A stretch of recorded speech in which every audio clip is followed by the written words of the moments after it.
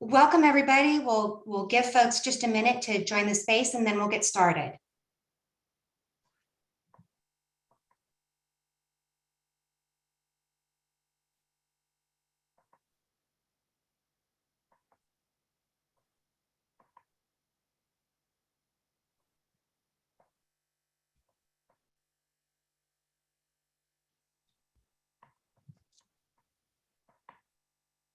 All right, I know people are still coming on board, but since we started just a moment late, I will go ahead and give my welcome and thank you for your patience. We're having storms here in Washington, D.C., and we had some technical difficulties.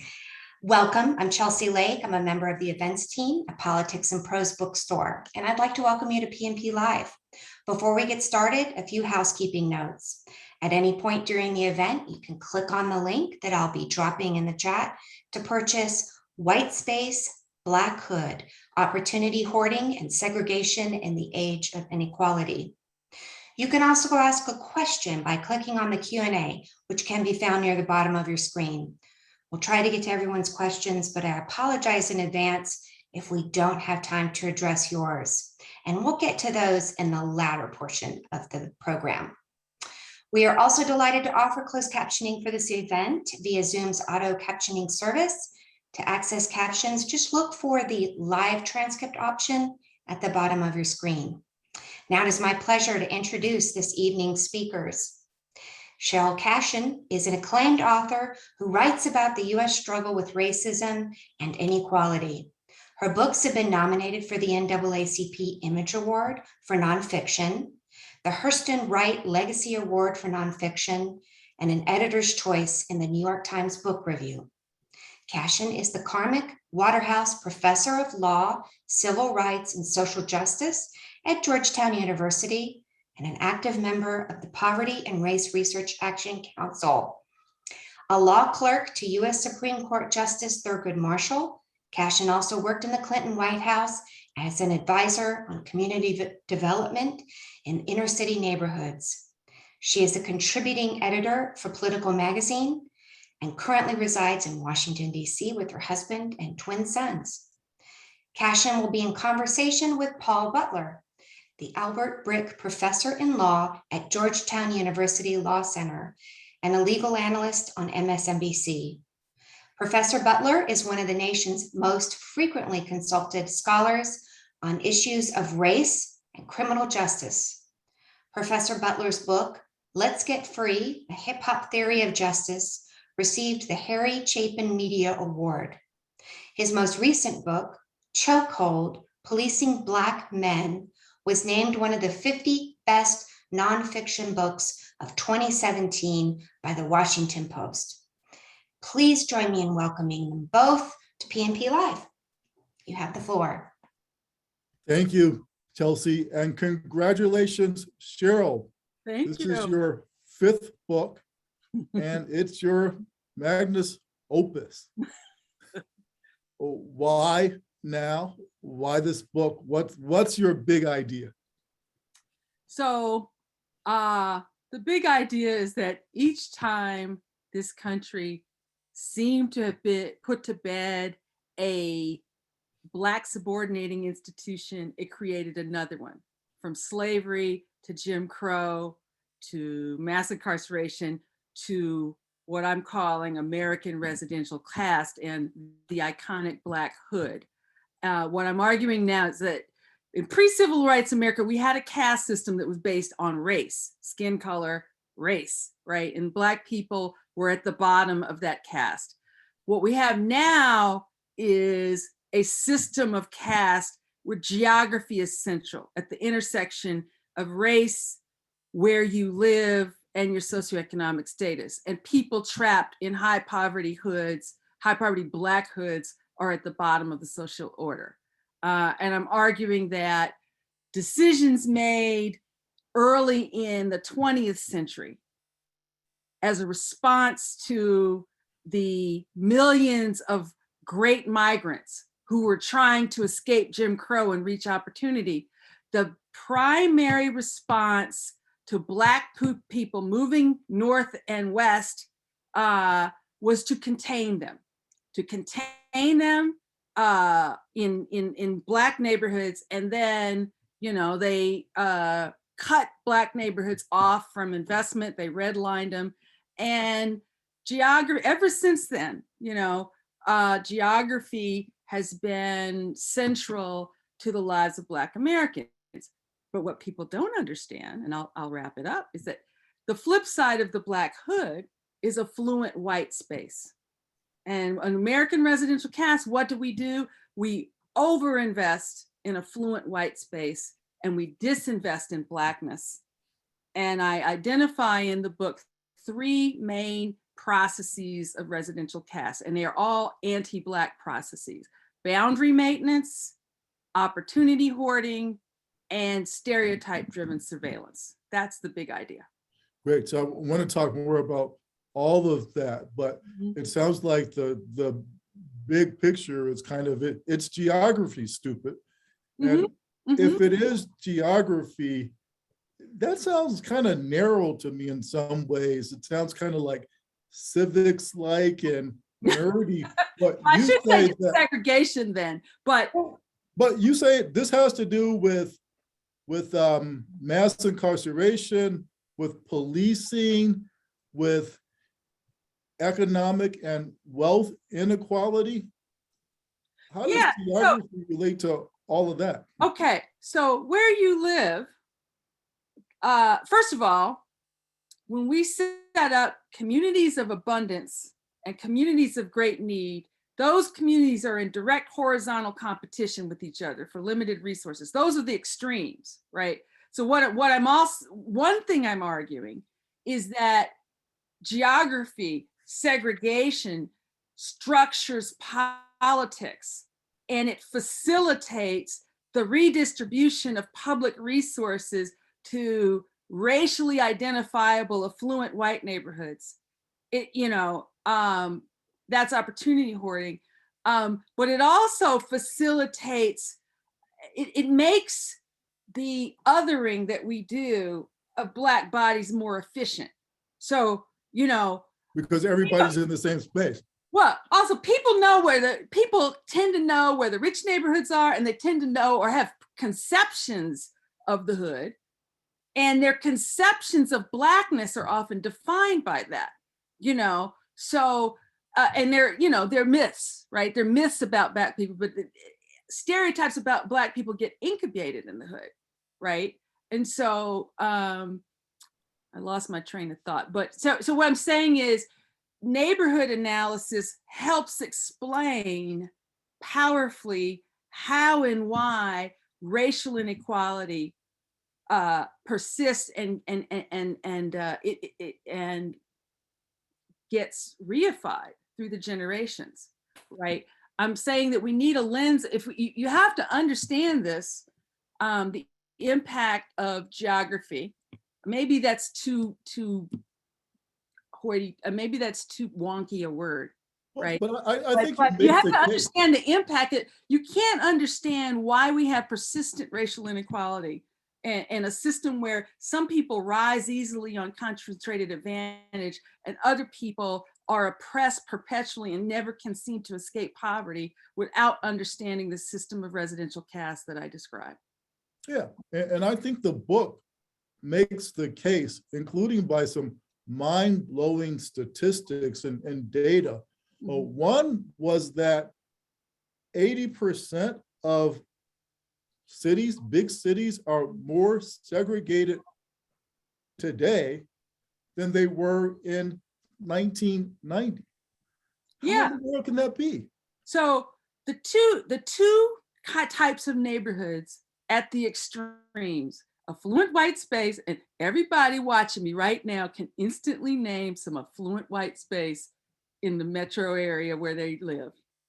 And everybody, whether in any metro area that has where a sizable number of the great migrants landed, they can name some places that are thought of as the hood, right? And those two types of neighborhoods actually hardened over those 20 years or so, right? We're sorting more. In between those extremes, you get you have thankfully gotten more possibilities for integrated neighborhoods. I don't want to be too Pollyannish about it, but we also have these extremes. And the way things work now is anyone who cannot buy their way into affluent white space, where you get high opportunity, golden schools and infrastructure, wonderful amenities, parks, the best of everything, perhaps with the exception of traffic, right? Everyone else who can't buy their way into those neighborhoods, which is the majority of people, get a different deal, less opportunity, less investment, and the people trapped in the hood get the worst deal. But the shocking thing is that this happened on the watch of Barack Obama. It happened while we have the first African-American woman vice president. So I'm trying to understand, I know we're not post-racial, but I thought in some instances we were doing better. It sounds like we might be doing worse. Well, what I want to say first, Black people didn't create the ghetto. And when I say the ghetto, I don't use that as a pejorative. I use that as just a descriptor of a high poverty Black neighborhood, right? I prefer to use the hood because it has less negative connotations. But federal policy, especially in your hometown, you're from Chicago, right? Right. Chi-town in the house. Federal policy is behind the intentional construction of concentrated Black poverty. We don't have to get into all that history, but it starts in the 30s, through the 40s, 50s, particularly in Chicago. Chicago is like the textbook example, classic high-rise apartments, putting 100% of the people in 100% of the people in those buildings poor, and assigning them on a segregated basis, right? That's what created iconic Black ghettos. And so the federal government did this. The federal government sponsored redlining. The federal government insisted that there be racially restrictive covenants, right? The federal government did Negro removal, as my boy, my man, Baldwin called it, right? So you get a civil rights revolution, but once you institutionalize an oppressive anti-Black institution, whether it's slavery, Jim Crow, the iconic Black hood, they tend to persist over time, right? Abolition, it took forever to, a couple hundred years to abolish slavery, right? They persist.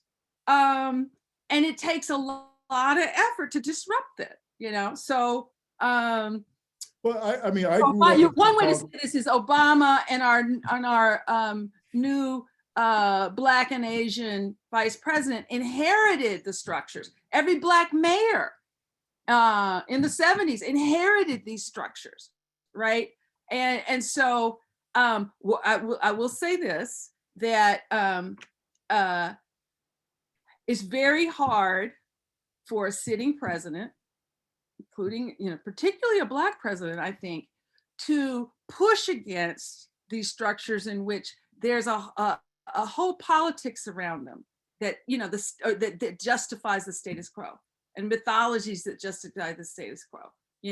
Those people over there in affluent space earned their right to live there, and those people over there in a high poverty space, they deserve to live there because of their individual behavior, right? So to your question, Barack Obama inherited that. He didn't create it. He did try, like with policies like a new rule to affirmatively further fair housing, which Trump bragged about rescinding. He did try some things in his second term to begin to try to promote residential and school integration. Yeah, and so the bad news, as I read it, was that in many ways were more segregated. Some good news is that you say that most African Americans no longer live in high poverty neighborhoods. True, true. The majority of Black people do not live in the hood. It's and not even the majority of Black poor people live in. And when I say the hood, I'm talking about a neighborhood of concentrated poverty where 40% or more of the people there are poor, right? That said, segregation is the dominant experience of a lot of African Americans, meaning like I have the stat in the book. I'm not going to get it right just on my memory, but more than half, I believe it is, Black Americans that live in metropolitan areas live in segregated neighborhoods. They may not live in extreme poverty neighborhoods, but they may live 2, 3, 4 neighborhoods over, right? You know, middle-class Black neighborhoods. There's a book, I can't remember it, but I cited by an African-American woman. It may come back to me, but she talked about, she wrote about neighborhoods in and around Chicago where middle-class Black neighborhoods are often a buffer between concentrated poverty and higher ground, right? So exposure to poverty and segregation. And here's the stat that comes to me that's very powerful. And I'll admit, Ta-Nehisi Coates used this in his case for reparations, that Black people making $100,000 tend to live in neighborhoods that have the accoutrements of white people making $40,000. You know, making good money as a Black person doesn't guarantee that you will be able to afford or get to high opportunity neighborhoods. So maybe we just want to be with our own kind. I grew up in one of those neighborhoods in Chicago, and I didn't miss white folks. Well, you know, this book is as much about equity as anything else, right? I have not given, I do believe that every locality in the country should have mandatory inclusionary zoning, such that all new development above a certain size should have some units that are affordable, right? To give people choice, right? You know, I call the people who are trapped in the hood descendants, as recognizing the unbroken continuum from slavery to Jim Crow to iconic segregation. For me, that's a term of love. I wrote this book for descendants. And my argument is that descendants should have choice. Right now, they don't have choice, right? You have people who are 4th generation living in high poverty. They can't get out, right? So my argument is that we should mandate and put pressure on other all localities to promote inclusion rather than segregation. But my big argument, it's in the final chapter, Abolition and Repair, is that historically defunded Black hoods should receive priority, should be first in line for public resources because they've been shafted. Okay. Mm-hmm. So I'm like George Jefferson. I grew up in the hood and I moved on out, moved on up, maybe you could say. And if I'm looking at a fancy condo now and I see that a certain percentage goes to affordable housing, I'm going to have some questions. I might be a little concerned. Is that racist? There's a lot of classism in the Black community. Okay, so I'm not racist. A lot of classism in the Black community, right? You can call it racist or you can call it classist. But see, your comment, so there's, this is the difference between when you bring in geography. You know, there's a different kind of othering. Is it racist for a Black person to object to people know the term Section 8 voucher. They're actually now called housing choice vouchers, but to object to what we used to call Section 8, to object to low-income people of your own race coming into your neighborhood. Is that racism or is that classism? What is that? You know, people sometimes will talk about what they might describe as a ghetto mentality. I know Right, we're going there, Sheryl. We're going there, but I told you we would go there. But again, go there. Let's be real.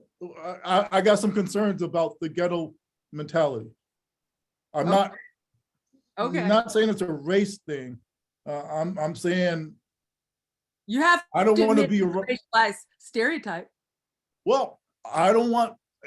You could say it's a stereotype, but you could also say it's the result of a lot of time spent in those communities, and you know, not wanting the litter, not wanting the noise. All right. Well, let's see. You've hit up on a very important point. Let's talk about this. I have an entire chapter called about ghetto mythology. That's the term I use, right?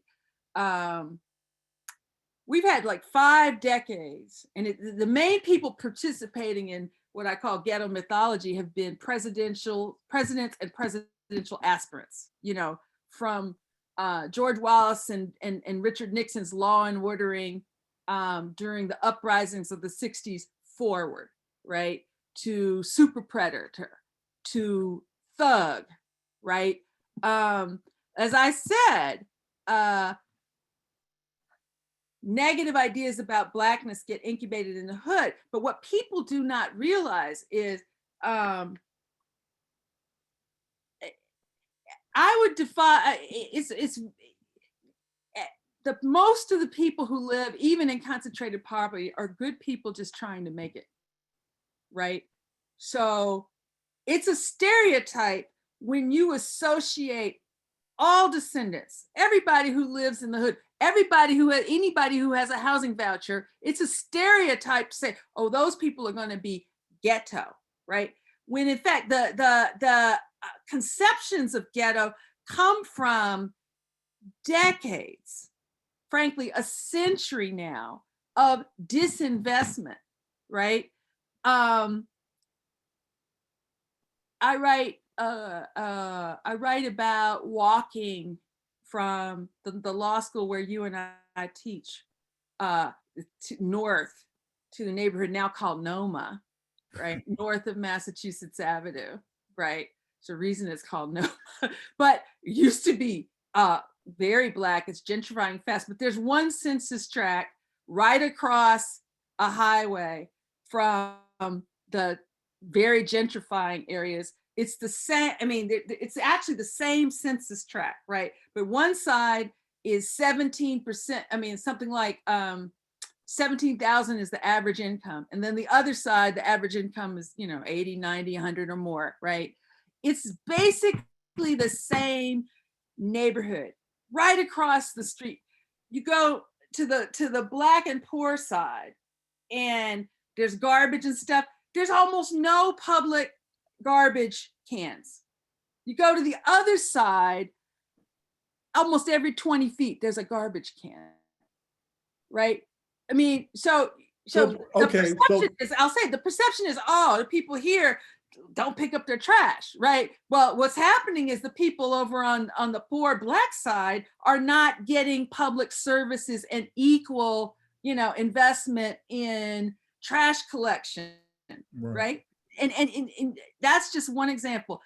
You can go, and then you can go down the line from schools to hospitals to sewers to water lines, and you know it just goes over, and then so there's a systemic disinvestment in these neighborhoods. And I get how we can't blame former President Obama, and how we can't have too high expectations of President Biden. But if you're talking about garbage collection, then does that mean that we can blame our mayor? One thing that struck me is that a lot of the cities you talked about, Chicago, Baltimore, Washington, D.C., have progressive African-American mayors. Does that make a difference? Well, I will say that the young man, and he's young to me, that's mayor of Baltimore, is trying his best, to promote racial equity. He ran on it. They've had a ballot. What do you call it when the people get to vote on a public policy? A ballot Initiative. Right, a ballot initiative, in which they upheld a racial equity. They created a racial equity fund. They are trying. They also do a neighborhood analysis where they look at where their development dollars are going, and they're now putting it into their budgeting processes to hold themselves accountable to disrupt the practice in Baltimore. They found that they were spending 4 times as much in white neighborhoods than in Black neighborhoods. Wow. For development dollars, community development dollars. In Chicago, it's 3 times as much in white neighborhoods as in Black neighborhoods, right? So when you disinvest in an area, I'm not going to talk about my own mayor because I don't have the data, right? But I'm not going there. I don't have the data, right? So I'm not going there. But my point was, when you chronically disinvest in certain neighborhoods and then go through them and see, like, boarded up properties or trash or whatever, chronic disinvestment, with the exception of policing and incarceration, right? Stopping and frisking everybody and over arresting for things that whites could do unmolested, right? But that will create a perception. Well, this neighborhood is raggedy because the people here are raggedy. What people don't see is the chronic disinvestment. So I like our mayor, and I wonder if she might say that when she engages in practices that make NOMA really attractive, it's gentrification, but when property values go up, that helps the community that you're talking about, the Black owned properties that are around the gentrifying area. Well, I'm not against development. What I'm against, and I like the mayor too. I voted for her twice, so I'm not dissing her here. No, I get that. Like I said, I'm not going to talk about her because I don't have the facts. As you can see from this book, I believe in facts. All my claims are based on facts, so I'm not going to speak to her. I just don't have the data. But what I will say is that what I'm for is inclusive development. We overinvest in projects like the Wharf. Who decided that DC is supposed to have these hyper luxury new developments and hyper luxury condos and hyper luxury stores that cater to a certain class of people? And then, I was just driving down Georgia Avenue today to come into the city and saw, right before I passed Howard University, a very large boarded up building that could house a lot of people if somebody would put some money into it. And then, a couple blocks later, I saw a tent city. We got tent cities all around the law school, right? I'm saying that I think, well, I know that in most of the major cities that so-called revitalized since 2000, most of that investment was driven by areas that cater to whites and their desires, and those areas became whiter. And a lot of those cities that purportedly revitalized, Black neighborhoods, even middle-class Black neighborhoods, became poorer. And meanwhile, not only did they not get their fair share of public and private investment, they were also preyed upon by speculators, predatory lenders, So I'm shining a light on these processes. Well, shining a light, but also kind of depressing me. how do we get out of this mess? You're an abolitionist. Well, what do we need to abolish? Yeah, and I just warmed up to the term, man. I'm becoming more radical as I get older. I just tell the truth. Another person I'm very inspired by, and I have a lot of her work, is Toni Morrison, and this book of essays, The Sources of Self-Regard. In that book, there's an essay where she talks about how things can be very bad, but the writer's obligation is just to tell the truth. They may not change at all, but we can at least tell the truth, right? And I'll say my other inspiration from her is she devoted her life to, both in fiction and nonfiction, to writing about the African-American experience. That was central, okay? So when I wrote this book, I wrote the book to tell the truth about how descendants, and I claim the title descendant, right? I am the descendant of slaves. All four of my grandparents are descendants of slavery in this country. Some of them mixed, we won't go there. That's another topic. But let me stop talking so much. I got to get back to it. What was your question? What was it? Yeah, no, this is great. One of the things I love about the book is that it really does challenge conservatives and liberals, right?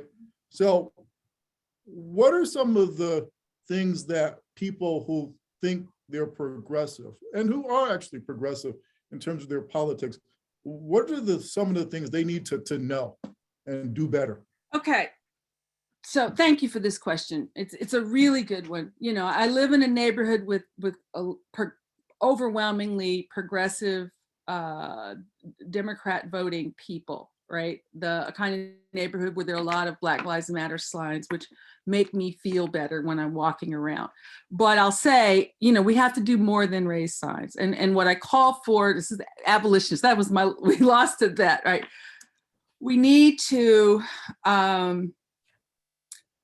abolish and disrupt, abolish and replace these classic processes of residential caste.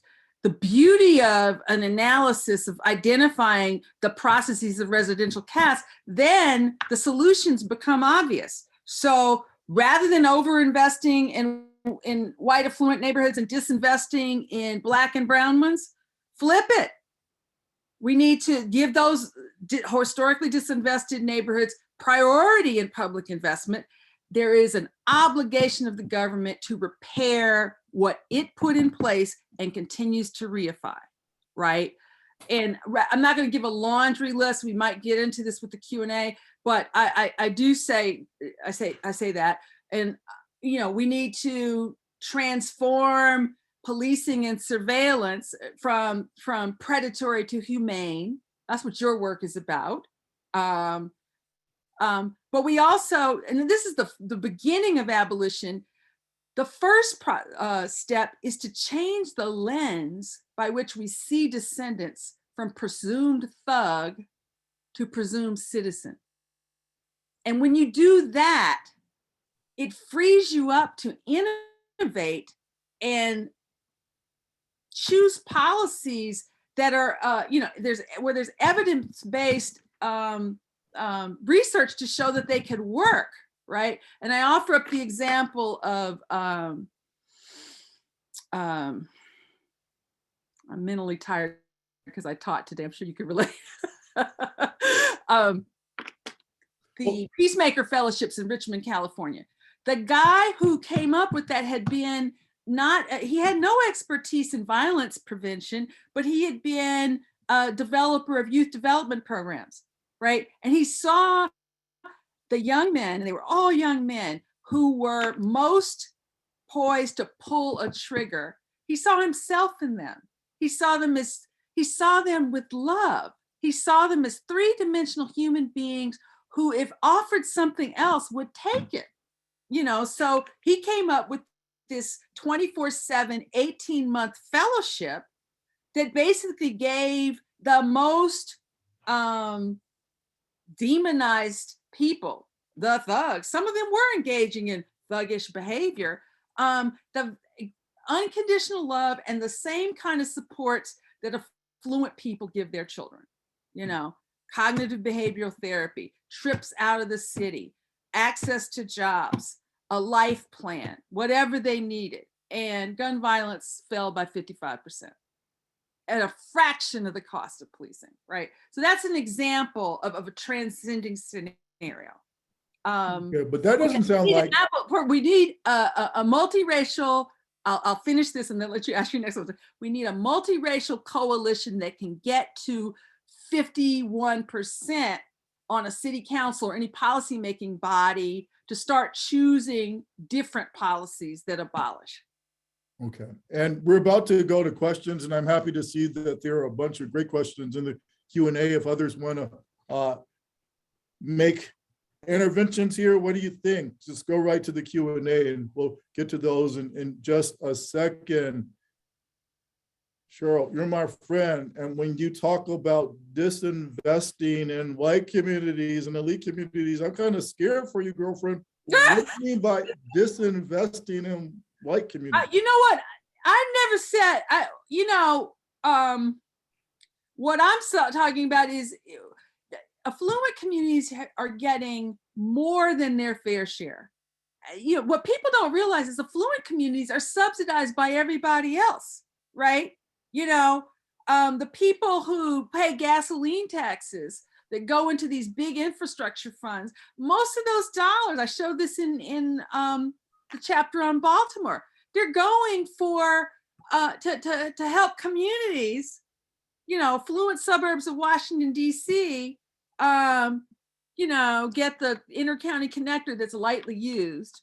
And because they spend so much money on it, they can barely afford to put money into other things. You know, the affluent suburbs get the purple line, and the Black inner city red line that was going to help carless people gets, you know, done. So I'm not saying, I mean, you could say disinvest, but my point is stop over investing in there.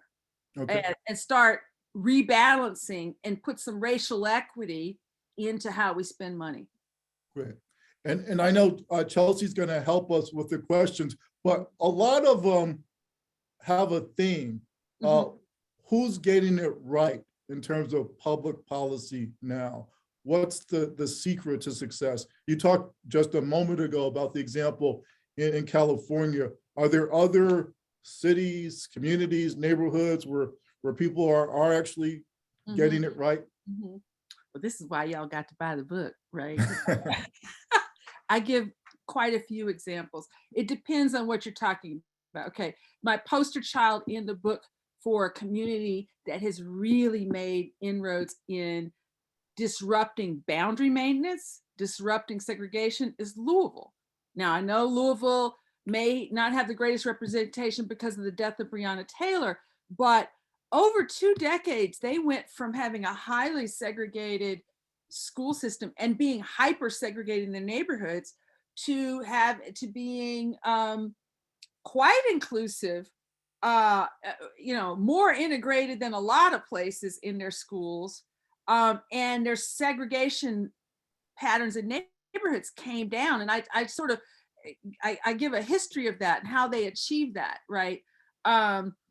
Minneapolis, the Twin Cities, but Minneapolis is in the news because of George Floyd, but they were one of the first cities in the country to throw out or repeal their single family zoning ordinance to make all neighborhoods open, God forbid, to apartments, duplexes, whatever, right? Minneapolis has also formally adopted a racial equity requirement that requires budgeting and analysis of where dollars are being spent. So like a racial impact test. Something like that. I don't know the actual mechanics of it, but Seattle does something too. Minneapolis, Seattle, Baltimore, all 3 of these cities have introduced racial equity into their budgeting. You know, Biden in his first hours as president issued an executive order requiring a racial equity analysis of federal dollars and put Susan Rice in charge. It'll be interesting to see if anything comes of that. When it comes to transportation, Lawrence, Massachusetts, and a number of other cities have started making bus routes free from the poorest neighborhoods. Yeah, how about that? What an innovative thought. Make the people most public transportation dependent, have bus routes that makes it possible for them to get to opportunity, right? That's great public policy. And it's doable. It's not earth shattering, but it makes a big difference to the people who ride the bus. You know, I have this line in there, we talk about, right now, the systems for descendants are so set against them. You have to be the extremely rare superhero or superheroine to jump over all these obstacles. And so, we will have progress when descendants just get to be human rather than having to be superhuman. And descendants ride the bus. Another example of innovation. I mean, the book has so many. And again, I like the fact that you're challenging progressives. You're also challenging conservatives. Another one of the questions is, how do you talk to people who don't think systemic racism is a thing? Because what you're describing is systemic racism. Does that mean it's some grand conspiracy, or what's up? Part of the reason why I have thousands of endnotes in this book is I wanted that case to be airtight, and I have a line in there where I said, this is what systemic racism looks like, right? I defy anyone to read this book and tell me that systemic racism doesn't exist. I killed myself. Every time I write a book, my husband won't appreciate me saying this. Every time I write a book, I strain my marriage. I really strained my marriage on this one. I'm laughing. We're getting to do it now. I'll say more. I'm laughing, but he still loves me and we're still together, right? But I made it. I mean, I defy you to read this book. Anybody read this book and tell me there's no such thing as systemic racism. It's endemic. And so you prove it. You prove it in words and facts and images. So thank you for writing this book. Thank you. Everybody should read it. Again, I think it's got challenges and opportunities for everybody, liberals, conservatives, people of all ethnicities. We descendants, in your very provocative, evocative term, we descendants. We don't know all of this, and it's crucial. So thank you for this super important work. And with that, I'm going to invite the audience and Chelsea back to continue the discussion. Sure, thank you so much. We have a couple more questions, and I will remind the audience it's still not too late. If you have a question, you can go ahead and type it into the Q&A at the bottom of your screen. But let's see. Yasmin asks, Professor Cashin, can you speak to the effectiveness of the policies you are advocating for on designating a certain percentage of housing in developments in the white affluent neighborhoods to lower income residents? What would success of these policies look like to you? Well, success would look like, and my argument is that communities that don't have their fair share of affordable housing now, whether it's high income or medium income or what, need to be forced to open up, right? I think inclusionary zoning should be mandatory, right? It's not just about getting low income housing in the most high opportunity, but that is important, right? But success would look like a lot of what you see in Montgomery County, right? In Montgomery County, they have had on the books for nearly 50 years now an inclusionary zoning ordinance. And there are no pockets of concentrated poverty anywhere in Montgomery County. None, right? Because they've walked the walk, and they're quite a few. No, it's because they all moved to PG County. They're all in PG County. No, but what I'm saying is you can find low-income housing in some of in all across the county. I'm not saying the county's perfect. I'm not saying that, but a very diverse county has no concentrated poverty, and the schools are pretty good. And all the research shows, if you look at Raj Chetty's research, there's an opportunity index, and you can look at the counties at the top of his index and look at the counties at the bottom for social mobility of poor children, right? There are counties out there now that do pretty good. And what are some features of those counties? He says they happen to tend to allow low-income people to live among middle-class people. They tend to have a pretty good, pronounced good government civic culture where people believe in government and promote it and support it. Their schools tend to be less segregated. So we do have success stories out there. And then we have communities at the opposite extreme. And not surprisingly, the more segregated they are, the less social mobility there is for poor people. And actually the economies of segregated metro areas tend to be worse than the ones who are doing better. And is there some kind of tipping point? I guess the concern is that if a community goes in the direction that you like and welcomes lower income people, at some point the middle class folks are going to take their toys and go somewhere else. When it was race-based, we thought about white flight. If this is economic, it might have a different name, but still the same idea. Well, mandatory inclusionary zoning is not my only public policy, right? While we're trying to build utopia, which may take hundreds of years or may not happen, to be honest, that's why I really prioritize giving people stuck in high poverty much more in the way of resources and access, right? And frankly, as Richmond did, if you reduce gun violence, if you solve that public policy problem and just made these neighborhoods less violent, and then I think if you're in a high poverty situation, you deserve to have schools with a greatly reduced teacher to student ratio, right? The kind of school like that the King, oh my God, how am I forgetting? that LeBron James sponsored, King James sponsored.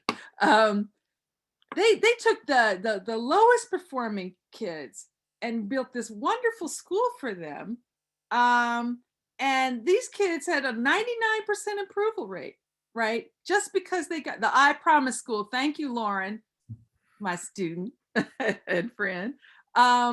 So I think if you prioritized high poverty neighborhoods, gave people access, and humanized those folks, there would be less fear elsewhere.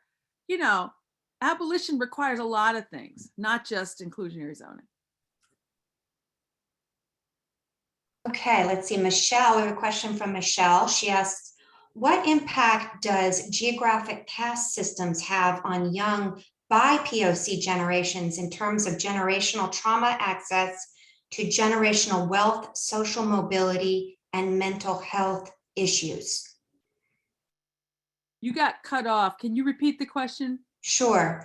What impact does geographic caste systems have on young BIPOC generations in terms of generational trauma access to generational wealth, social mobility, and mental health issues? Okay, that's a very comprehensive question. I just say that I have a chapter about the neighborhood effects and what it's like if you're trapped in concentrated poverty, right? It actually shortens your life, right? There's so many stressors, right? When you have distressed housing, more air pollution, you're more exposure to lead, more joblessness, less healthy food, more gun violence, more incarceration, right? There's just a lot of cumulative daily stressors, to the point where the average lifespan between affluent white space and the hood tends to be anywhere from 20 to 25 years, in the same damn city, right? And it's yeah, and so That's obscene. Huh? That's obscene. It's obscene. In DC, the differential life is 27 years with COVID. 27 years, right? Your life chances in terms of income and educational attainment, all of that. This is what Raj Chetty work shows. You're much less likely to rise if you were born and stay in concentrated poverty, and they're multi-generational effects, right? The longer you stay in concentrated poverty, the less likely you are to rise. But there's studies which show if you can get children out of it when they're young and move them to a high opportunity place, they may initially struggle in school, but both the parents and the children, if they go when they're fairly young, tend to do better, right? So I hope that answers the question. That was a very comprehensive question. Okay, we have a question from Juliet. Hello, Professor C, and congrats. I was curious as to how the pandemic and the subsequent national public policy choices regarding the virus influenced, changed, strengthened your thesis, and if you could provide any examples of your thinking. Okay, that's my former student in RA. I didn't plant that question. That's a hard question, Juliet. I don't have I don't have detailed data, but just from what I read in the newspapers and continue to read in the newspapers, there's no question that COVID disproportionately kills and continues to kill people in Black and brown neighborhoods, particularly poor neighborhoods. I think the structural inequalities that were there before, made people more vulnerable. There's also access to healthcare and hospitals, right? So it just reinforced my view. Once I came up with this theory of residential caste, COVID just legitimated all of my thinking. I hope that answers your question. And Chelsea, if I could jump in, because a lot of the questions seem to be focused on the R word, reparations. Oh, okay. Is that really what you're talking about, Sheryl? Are you talking about reparations? When I say repair, I guess so. I don't resist the word. I didn't use the word because people have sort of preordained understanding and they associate it with my check coming in? No, what they associate it with is repairing for slavery, right? Descendants of slavery. Okay. My book is that we have a peculiar Black subordinating institution right now, not 400 years ago, not 300, right now. And it's called the hood, but there's a whole system of residential caste, right? That concentrates advantage in some neighborhoods and concentrates disadvantage and preys on people in a predatory way, right? So I chose to use repair and not reparations because I didn't want to confuse people, right? I mean, I'm a descendant of slavery, but I personally don't need reparations for that. I would be, and I'm not saying there shouldn't be, right? What I'm saying is we need to disrupt right now the system we had, and the state is obligated to repair what supremacy still breaks. I say that one of the policies I advocate for is a universal basic income, a UBI. People trapped in the hood should get a universal basic income. And Stockton, California was one of the first innovators of that. Now there's a website, Mayors for a Universal Basic Income, where, you know, the number of mayors, they have more than 25 mayors who are advocating for this. And their studies show that UBI does make a big difference. If you just give people $500 a month, surprise, surprise, if you're poor, it makes your life easier and better.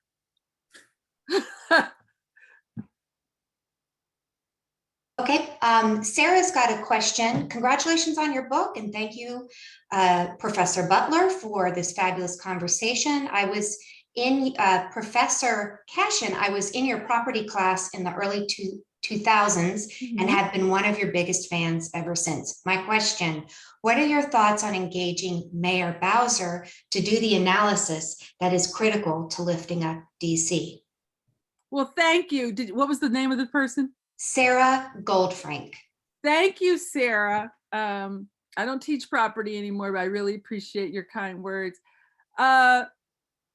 You know, I personally am not going to request a meeting at the mayor. You know, maybe I will send her the book, but you know, people can read the book, and there's sort of a blueprint for you know, the kinds of policies and the kinds of vision for what you may want, and go for it.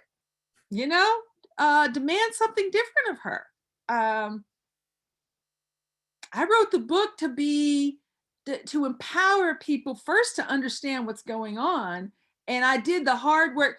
It's very easy to critique. It's so easy to identify what's wrong. It is so much harder to think, okay, well, what do we do about it? You know, and I actually spent a lot of time thinking about that and suggest ways of thinking about that and pillars for moving forward. So I'd encourage you and others, buy the book, read it, you know, and gather power, if, you know, to pursue something different than what we got now.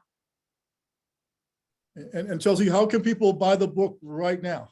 Well, they can use the link that is in the chat. It'll take you directly to the Politics and Prose website where you can buy the book. If you're local, you can, when you're ordering, click pick up, and you can pick up curbside and not have to worry about shipping, although Politics and Prose does ship nationwide. So alas, we've run out of time. I want to thank you both so much for this wonderful and riveting conversation. I also want to thank everybody for your patience for our weather-related technical issues at the top of the hour. Again, the book link is in the chat. While you're on the Politics and Prose website, I hope that you'll check out the events page and see what we have coming up. We hope to see you there soon. In the meantime, stay well, everyone, and stay well read. Thank you both. Thank you so much, Paul. I so appreciate it. And thank Politics and Prose. Congratulations, Sheryll. This is magnificent. Thank you. Thanks, everybody. Take care. Bye. Bye-bye.